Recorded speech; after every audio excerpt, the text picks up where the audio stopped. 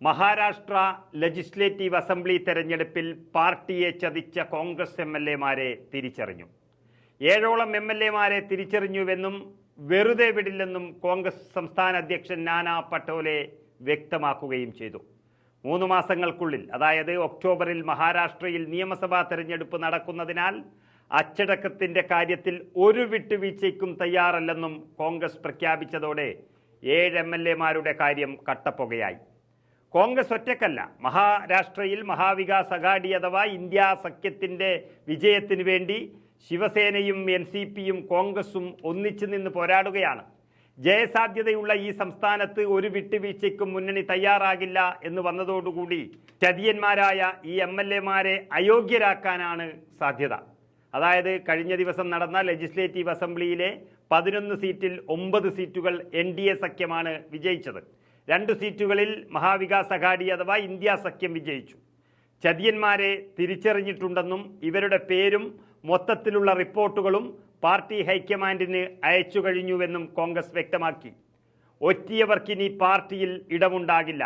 2-3 ദിവസത്തിനകം ഇവർക്കെതിരെ നടപടിയുണ്ടാകുമെന്ന് അധ്യക്ഷൻ പട്ടോലെ പ്രഖ്യാപിച്ചു കഴിഞ്ഞു. ഇത് 2ാം തവണയാണ് ഇവർ പാർട്ടിയെ ചതിക്കുന്നത്. 2 വർഷം മുൻപ് നടന്ന കൗൺസിൽ തെരഞ്ഞെടുപ്പിൽ കോൺഗ്രസ് നേതാവ് ചന്ദ്രകാന്ത് ഹന്തോറിന്റെ പരാജയവും ഇതേ ചതിയന്മാർ ഉറപ്പാക്കിയിരുന്നു. അത് മുൻകൂട്ടി മനസ്സിലാക്കി ഇത്തവണ കെണിയൊരുക്കിയാണ് ഇവരെ പിടിച്ചത്. പാർട്ടിയെ വീണ്ടും ഒറ്റുകൊടുക്കാൻ ആരും ധൈര്യപ്പെടാത്ത വിധം ഇവർക്കെതിരെ നടപടിയുണ്ടാകുമെന്നും അധ്യക്ഷൻ ഉറപ്പിച്ചു പറഞ്ഞു.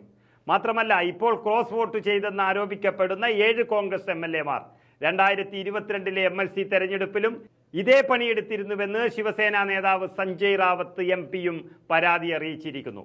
ക്രോസ് വോട്ടിനായി ആ എംഎൽഎമാർക്ക് BJP പണം നൽകിയെന്നും അദ്ദേഹം തെളിവ് സഹിതം പറയുന്നുണ്ട്.